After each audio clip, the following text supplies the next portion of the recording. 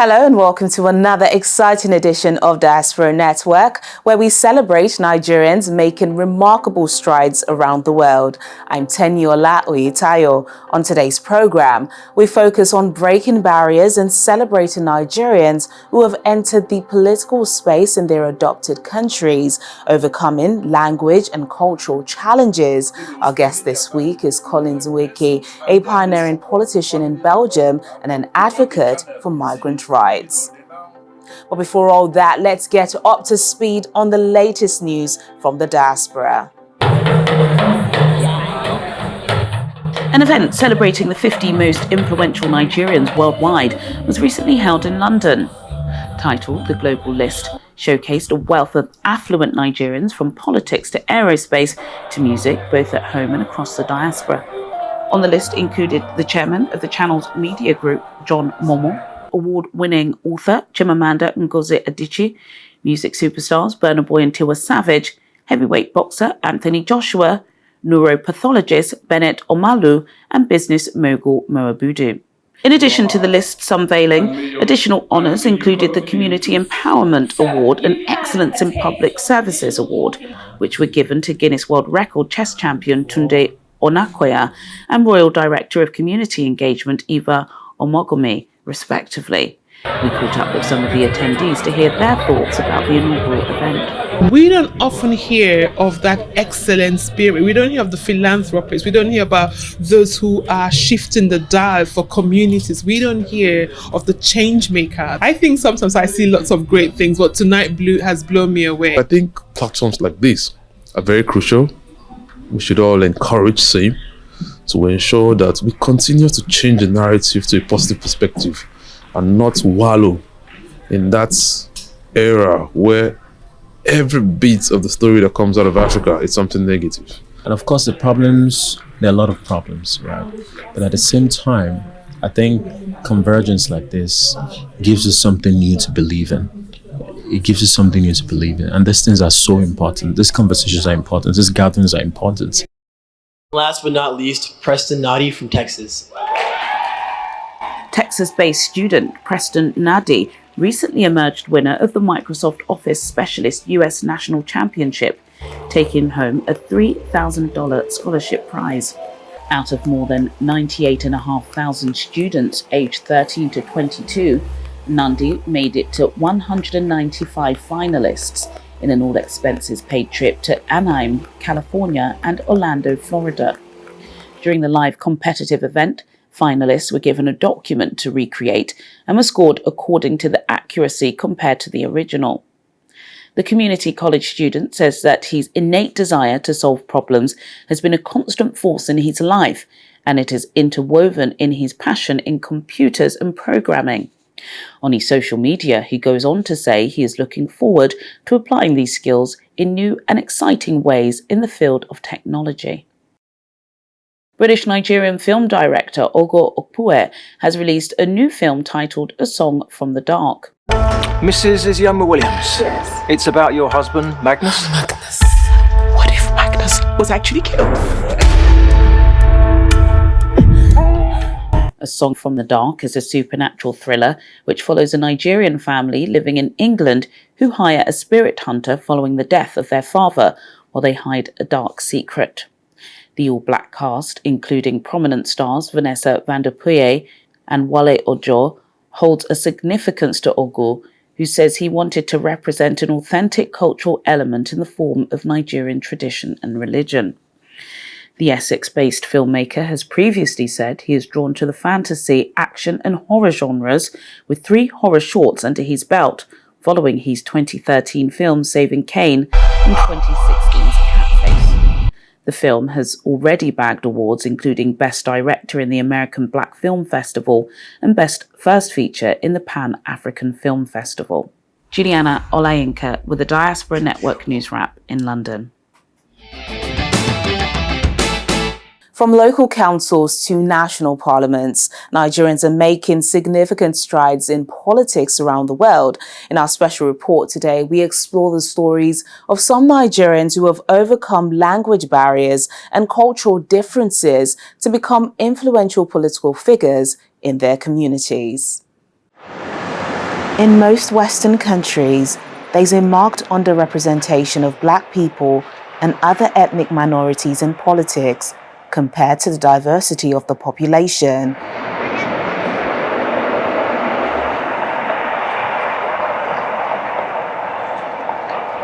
Research demonstrates that citizens of immigrant origin are less likely to join political parties than those without a migratory background. For many immigrants, entering the political arena means overcoming significant challenges, including acceptance from local communities, language barriers, and cultural differences.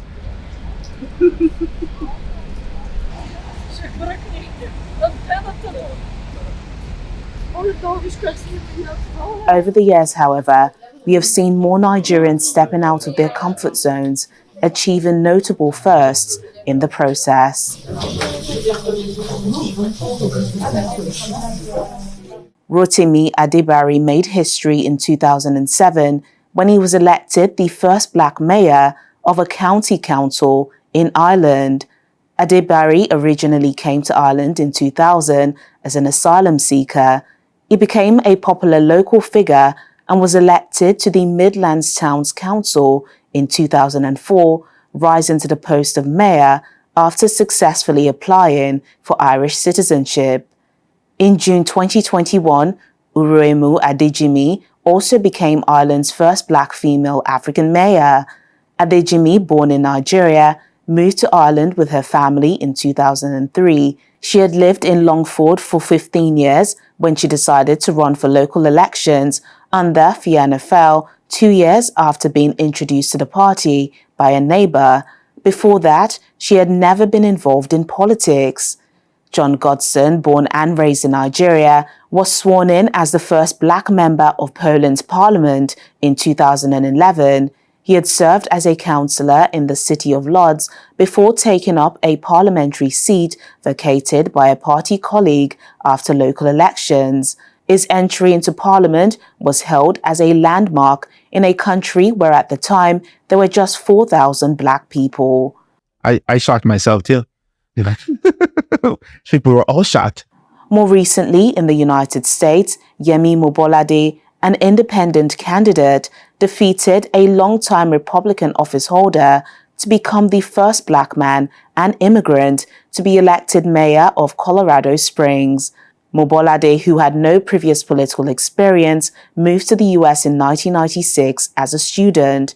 His election victory represented a political earthquake for a city of nearly 500,000 people that is more than 75% white and long known as a conservative stronghold.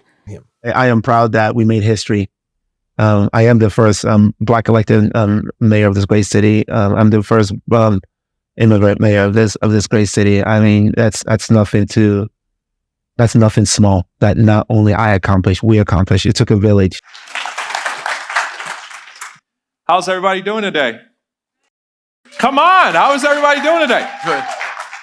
And in Canada, Ayo Owodunni made history in 2002 as the first Black person to become a city councillor in Kitchener, Ontario. Owodunni moved to Canada with his family from Lagos in 2016. During the last few years, he became very active as a community organizer, supporting African associations and community organizations to better meet the needs of immigrants and communities of color. I started as a mentee, then I became a mentor in that program as well. There's upcity.com. It has thousands and thousands of Black tech talents, including immigrant talents right here in Canada. Immigrant Networks has thousands and thousands of immigrants that are recently arriving that are looking for mentors just like you. Migration is growing rapidly, and the participation of immigrants in politics is crucial for fostering inclusive and representative governance. By engaging in the political process, immigrants bring diverse perspectives that enrich policymaking and address the needs of all community members.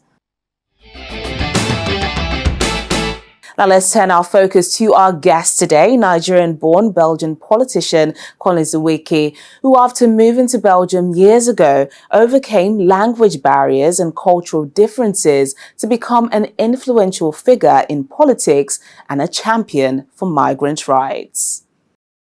Collins Nweke is the first immigrant Belgian to be elected into political office in West Flanders. He hails from Delta State, South Nigeria, and settled in Belgium in 1993. He trained in mass communication, international business management and social economy, partly in Nigeria and mainly in Europe. Before leaving Nigeria, Mr. Nweke taught English literature at Omu Boys Secondary School, Ebusa, and worked for 5 years at the United Bank for Africa. Since migrating to Belgium, he has actively participated in social welfare, economy, international development, and ethnic minority issues. My early years in Nigeria and then migrating to Belgium like I did in 1993 and, getting mixed up in Belgian politics. Well, I will begin from the obvious first, which is, my early years. I was born and raised in a quiet hilly called Ibuzo in Delta State.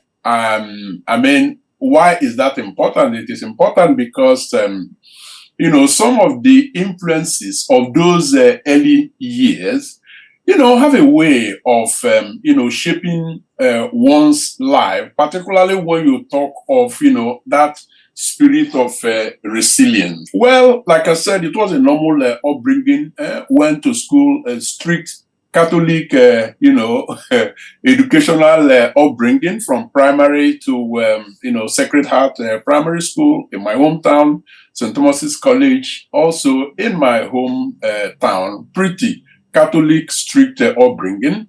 Again, helping to mold and shape, that young life.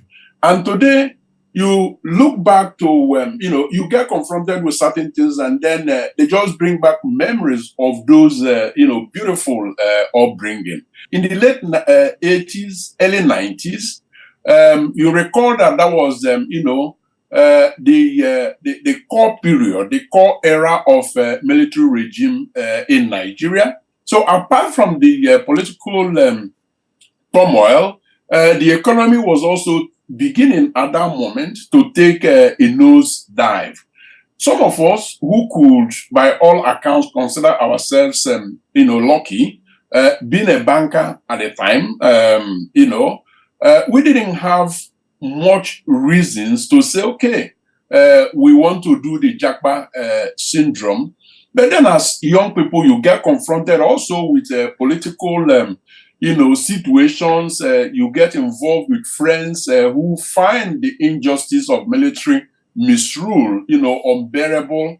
And then at some point you find your life in danger, but also you want to escape the economic hardship. So it was a combination of all of those factors that, inspired the move in 1993 to Belgium. 30 years down the line, we are here.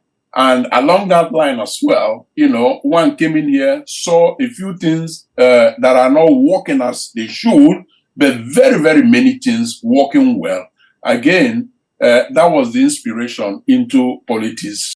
His political career kicked off following an impressive personal score at the 2006 municipal elections. He was appointed lead social policy for the Green Party and served as Councillor Social Welfare until 2012. He was then elected municipal legislator in Austin City Council by direct vote for a 6-year term running through December 2018. Mr. Nweke currently serves as Councillor for Social Affairs, Austin City Council, a position he's held since 2018.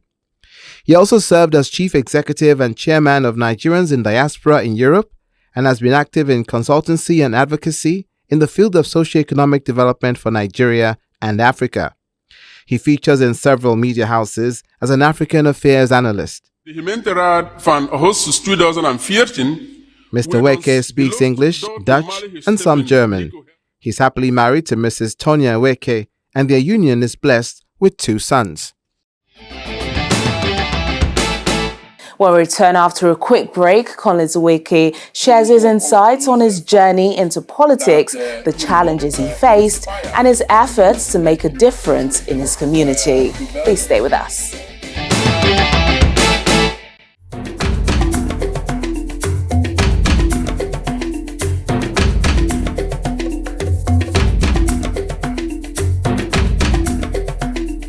You migrated to Belgium in 1993. What were some of the challenges you faced entering into politics, and how would you say you overcame them? The first and most obvious, as you know, Belgium is a language country. There are three main languages here: Dutch, French, and a small community of German speakers. I happen to be living in the area of Belgium where Dutch is, the official language. So you do know as well that as adults, picking up a new language is not as easy as it is for children. So that was the first struggle. I mean, you want to be in the politics of a country, definitely you have to be able to manage the official language sufficiently. And that was something that actually kept my forebears, those who came many, many years before us. That was something that kept them away, that limitation, that language limitation. So, I felt, well, you don't have to be perfect in the language before you get started. I mean, compare it with our peers in the UK or the US. You didn't have to pick up a new language. So that was the first, obvious challenge. But I felt, well, you don't learn and get perfect in a language, in 1, 2, 3, 5 years. Actually, by using it actively, you can get better. And I'm not going to let it stop me, from delving into politics. And then, of course, the cultural difference, the way they do things here are quite different from the initial orientation that we had. But adaptation, that integration is a continuous process. And indeed, getting into politics is also part of that integration process.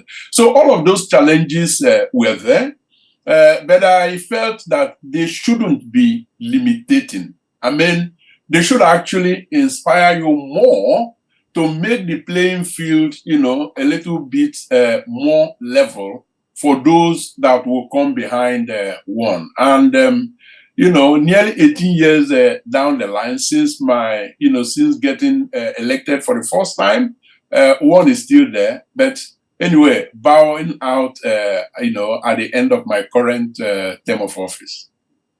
I mean, many, many years in politics now, and, nearing the end, like you said, what would you say has been the highlight for you, thinking also about the most important thing you feel you've been able to achieve over the years? In general terms, I think the message that we are in it together. I mean, the ethnic minorities, we are not just statistics.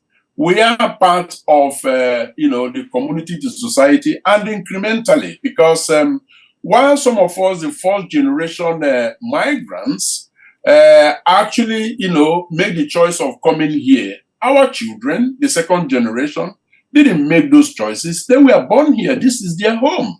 Their parents may have their roots, may have been born elsewhere. And that place is also a second home for them here. Europe or America, wherever you are born, is your home. And so, if those, challenges that are ethnicity related, racism and all of that remain untackled, well, your children who didn't make the choice, to be born here, will grow up meeting them. And so, for me, that intentional statement that we are part of it and we have to participate and contribute our quota was indeed, is still indeed what I can consider as, the first very important, bold statement. I mean, over the years, you've still kept strong ties with Nigeria. You served as the chairman of the Nigerians in Diaspora organization, Europe, for some time. What were the highlights of those years for you, and some key things about that you noted about the role of the Nigerian diaspora and the challenges they face abroad? When the opportunity came, I believe in 2002, when President Olusegun Obasanjo facilitated the establishment of a formal relation between the government of Nigeria and the diaspora under Nigerians in Diaspora Organization, NIDO, and I was invited by the ambassador of Nigeria to Belgium at the time. What stood out was that at long last, Nigeria now had a formal channel of communication and engagement with its teeming, diaspora. That didn't happen before, and because it didn't happen, Nigeria was losing quite a lot of opportunities in terms of, the vast array of both human and capital resources that the, diaspora could bring into Nigeria. But not organizing the table meant that those opportunities, Nigeria was losing out on them. And since organizing the table and encouraging that active, engagement, you could, see the, number of, the amount of remittances that actually surpasses oil revenue, in Nigeria. And then also the investment or physical investment of Nigerians in diaspora who are now, making the transition back to Nigeria, either full-time or, spending their time between those places. And then the support for families and all of that, because the channel exists, they now, kind of beefed it up. There are still a lot more to do, individual projects that Nigerians in diaspora are doing. This all came about because there is this, formal channel of communication and engagement. And on a final note, what advice would you give to emerging leaders within the Nigerian diaspora community? Remain yourself. There is often this, obnoxious notion that Nigeria has been battered all over the world, and then you see Nigerians, hiding their faces everywhere. Don't do that. Nigeria, a lot of things are going well for Nigeria. While we have our challenges like every other country has, you have no reason whatsoever to be ashamed of Nigeria, because there is nothing wrong with Nigeria that cannot be fixed with what is right with Nigeria. And so when people begin to, put you down and begin to tell you, oh, as a Nigerian, you are a rogue, point them to Nigerians that are doing pretty well all across the world, not just within Nigeria. There is huge hope in our young teeming population. Interact with them, and then you get to see that, there is hope for Nigeria. And so be part of actually, reactivating that hope so that it will all work well for everyone. All right, then, Mr. Collins Nweke, thank you so much for your time on Diaspora Network. It's been a pleasure speaking to you. Thank you so much for having me. And that wraps up another inspiring episode of Diaspora Network. But remember, you can find more amazing stories of Nigerians making their mark on the global stage on our YouTube channel and website, channelstv.com. Until next time, I'm Teniola Oyetayo. Bye for now.